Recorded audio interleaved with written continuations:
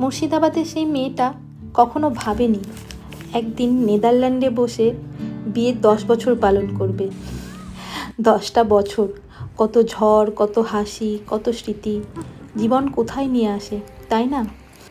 Hello everyone, আমি বর্ণালী, আর বর্ণালী ক্রনিক্যালসের আরেকটি নতুন গল্পে আপনাদের সবাইকে স্বাগতম। আশা করি আপনারা সকলে ভালো আছেন, আর আমরাও বেশ ভালোই আছি। ভিডিওটা আমি তুলেছিলাম গত নভেম্বরে, আমাদের 10ম বিবাহবার্ষিকীর দিন। জানি অনেকটাই পুরনো, কিন্তু কি করব বলুন, ভিডিওগুলোর সঙ্গে এত স্মৃতি জড়িয়ে আছে যে ডিলিট করতে পারছি না। তবে আমার মনে হয়, কি হয়েছে, ভিডিও নতুন বা পুরনো, গল্প তো গল্পই, সে নতুন হোক বা পুরনো। বিবাহবার্ষিকীর দিন, তাই মনে হলো দিনটা একটু অন্যরকমভাবে কাটাই। তাই লিয়ানকে সকালে স্কুলে দিয়ে ফেরার পথে একগুচ্ছ ফুল কিনে নিয়ে একেবারে বাড়ি ফিরলাম। আর বাড়ি ফিরে স্নান সেরে অন্য কোনো কিছু কথা না ভেবে সরাসরি পুজো করে নিলাম। হ্যাঁ, প্রতিদিনের পুজো, কোনো স্পেশাল কিছু নয়। অন্য দিনের থেকে যদি একটু আলাদা বলতে পারি, তাহলে এখানে আমি বলবো প্রতিদিন ঠাকুরকে মিষ্টি জল দেওয়া, ধূপ প্রদীপ জ্বালানো, এটা করে থাকলেও প্রতিদিন ঠাকুরকে আমি সাধারণত ফুল দিই না। ফুল আমি কোনো স্পেশাল কিছু থাকলেই নিয়ে আসি। যাই হোক, পুজো করার পর যে ফুলগুলো আরও ছিল, সেগুলি সুন্দর করে ফুলদানিতে সাজিয়ে রাখলাম। ফুল দেখলেই মনটা কেমন যেন আনন্দে ভরে যায়। ঘরটা কেমন যেন হঠাৎ করে উজ্জ্বল হয়ে উঠল। বাইরে নভেম্বরের ঠান্ডা, কিন্তু ঘরের ভিতরটা কেমন ফুলের গন্ধে ভরে উঠেছে। দুপুরে একদম হালকা আমাদের সকলের কমফোর্ট ফুড খেলাম। সবচেয়ে সাধারণ হলেও এই খাবারটা খেতে ভালোবাসে না এমন মানুষ খুঁজে পাওয়া হয়তো বেশ কঠিন হবে। কি বলেন আপনারা? অ্যানিভার্সারির দিন এত হালকা খাবার খাওয়ার কারণ হচ্ছিল এটাই যে আমরা ডিনারটা একটু বাইরে করব ভেবে রেখেছিলাম, বাইরে কোনো রেস্টুরেন্টে খেতে যাব। দুপুরের পর একটু বিশ্রাম নিয়ে সন্ধ্যার সময় বেরিয়ে পড়লাম রেডি হয়ে আমস্টারডামের উদ্দেশ্যে। আমস্টারডাম খুব সুন্দর শহর, জানেন। প্রথমবার এই শহরের নাম শুনেছিলাম হামতুম সিনেমাতে। আমার মতো কে কে আছেন যে এই সিনেমাতে প্রথম এই শহরের নাম জেনেছিলেন? এখন ভাবলে মনে হয়, যখন এই সিনেমাটা দেখেছিলাম, কোনোদিনও কি ভেবেছিলাম যে একদিন আমিও এই শহরটাতে যাব? না, কোনো দূর দূরান্তের স্বপ্নেও নয়। সত্যি, জীবনটা খুব আনপ্রেডিক্টেবল। কখন কোন দিকে মোড় নেবে কেউ জানে না। অনেকে সুন্দর করে প্ল্যান করে অনেক কিছু, হয়তো সব কিছু পূর্ণ হয় না, তবুও তারা প্ল্যান করে চলতে ভালোবাসে। কিন্তু আমি মানুষটা খুব অগোছালো, এলোমেলো। গুছিয়ে বা প্ল্যান করে কোনো কাজ করা, সে আমার কম্য নয়। কখনো কোনো কারণে প্ল্যান করে কিছু করতে হলে আমি হাঁপিয়ে উঠি, মাথা ঘুরতে শুরু করে আমার। দেখুন, আপনাদের সঙ্গে কথা বলতে বলতে আমরা পৌঁছে গেছি রেস্টুরেন্টে। খুব সুন্দর, জানেন তো এই রেস্টুরেন্টটা? এই রেস্টুরেন্টের নাম হচ্ছে সি প্যালেস। এটা একটা চাইনিজ রেস্টুরেন্ট।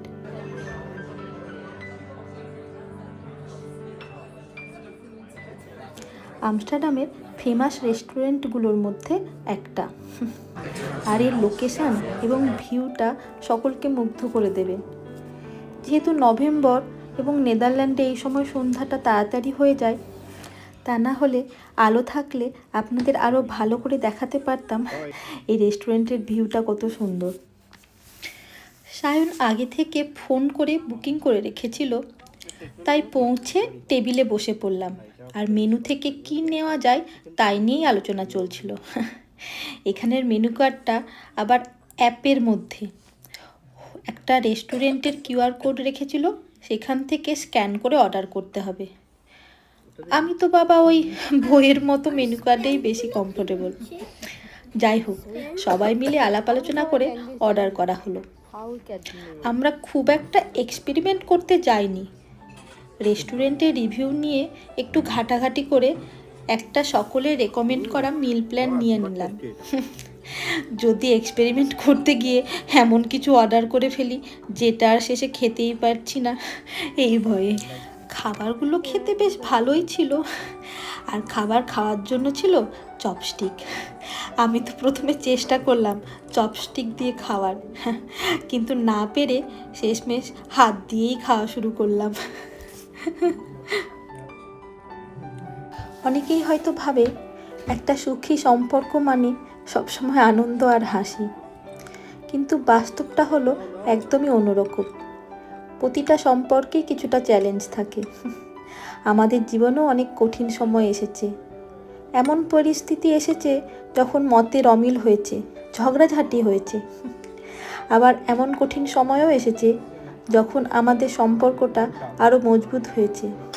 আর এটাই হয়তো সকল সম্পর্কের আসল কথা, আসল ভিত্তি। একসাথে বসে খাওয়া, গল্প করা, হাসাহাসি করা, এই ছোট ছোট মুহূর্তগুলোই জীবনের আসল সম্পদ। ওই যে দেখুন, এই রেস্টুরেন্টটাতে না একটা রোবট কাজ করছিল, মাঝে মধ্যে খাবার নিয়ে আসছিল, আর রেস্টুরেন্টের স্টাফরা ওখান থেকে খাবার নিয়ে সার্ভ করছিল টেবিলে টেবিলে। আমি না অনেক চেষ্টা করছিলাম যখন ও আসছিল তখন ভিডিও নেওয়ার, কিন্তু আমি মোবাইল বের করে ভিডিও তোলার আগেই ও সরে পড়ছিল ওখান থেকে। যাই হোক, লিয়ান বলল যে ও রেস্টরুমে যাবে, তো আমি ওকে নিয়ে আসলাম। এত সুন্দর ছিল বাথরুমটা যে বাথরুমে গিয়েও আমি একটু ভিডিও করে নিয়েছি। আর এরপরে ছিল ডেজার্টের পালা। আই থিঙ্ক এটা ছিল একটা ম্যাঙ্গো চিজ কেক। আমি 100% গ্যারেন্টি দিয়ে বলতে পারছি না, অনেক দিন হয়ে গেছে, তো আমি ভুলে গেছি যে কি ছিল এটা অ্যাকচুয়ালি।